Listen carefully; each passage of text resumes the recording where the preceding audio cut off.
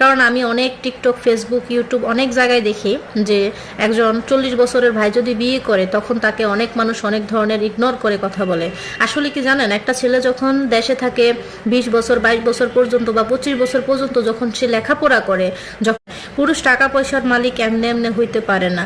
সে যখন প্রতিষ্ঠিত হবে, সে যখন ভালো পর্যায়ে যাবে, তখন হাজারো সুন্দরী নারী তার সঙ্গ দিবে।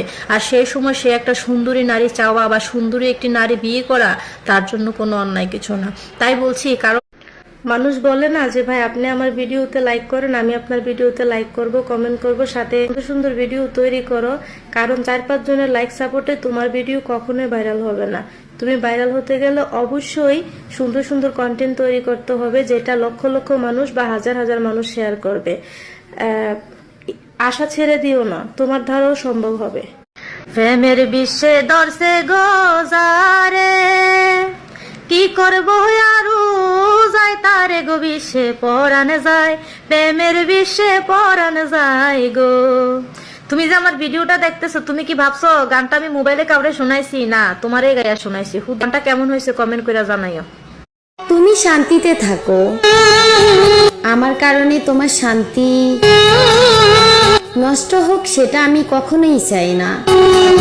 আমি যদি তোমাকে কোনো কষ্ট দিয়ে থাকি তাহলে আমাকে ক্ষমা করে দিও।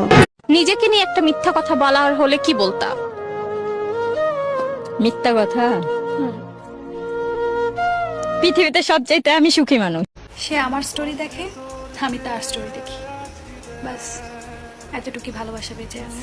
আল্লাহ, আজকে শুক্রবার পবিত্র জুমার দিন। এই পবিত্র দিনে তোমার কাছে একটাই চাওয়া, তুমি সে অসহায় মানুষগুলোকেও ভালো রাখো যারা অন্যকে ভালো রাখতে গিয়ে নিজের ভালো।